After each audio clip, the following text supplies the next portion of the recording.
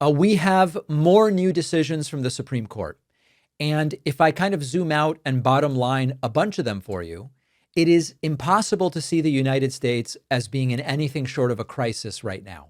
Fortunately, the Supreme Court did rule the 14th Amendment is the 14th Amendment and did not rule with Trump. On that one, we already talked about it. But the Supreme Court did issue a number of rulings which expand the power of the presidency, as if we need a more powerful presidency.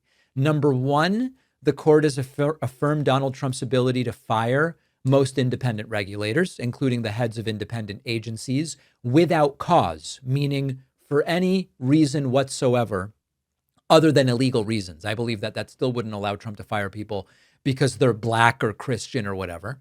And before this ruling, Congress sort of insulated the people in charge of about 24 agencies from political influence by saying the president can fire them, but he needs to show cause.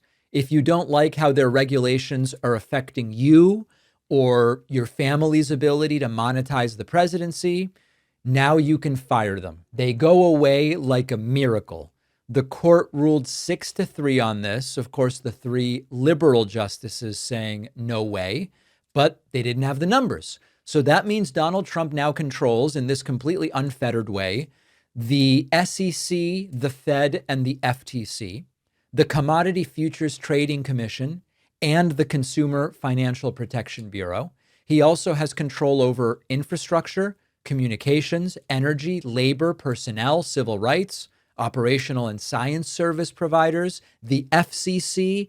I could go on and on. It is a long list of organizations. And importantly, the National Labor Relations Board, meaning unions, the Equal Employment Opportunity Commission, NASA, the EPA, Social Security Administration, U.S. Postal Service.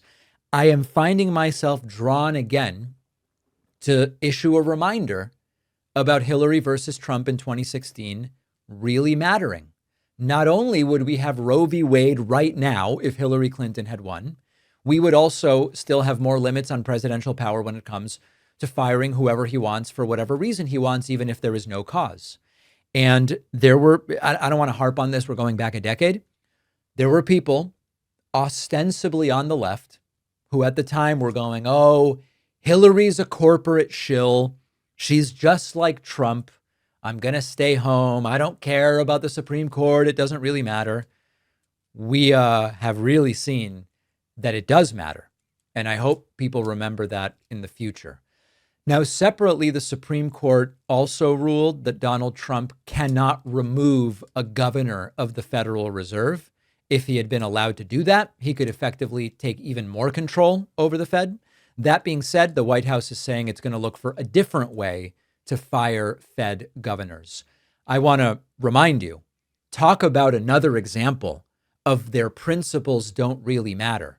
Republicans and the right wing used to be about taking away power from presidents. We want states to decide. We want consensus to decide. We don't want the president having more power. We support a limited executive branch.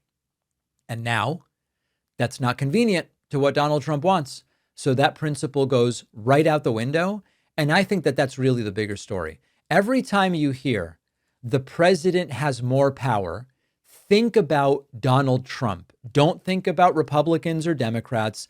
Think about Trump and think about the next president and the one after that.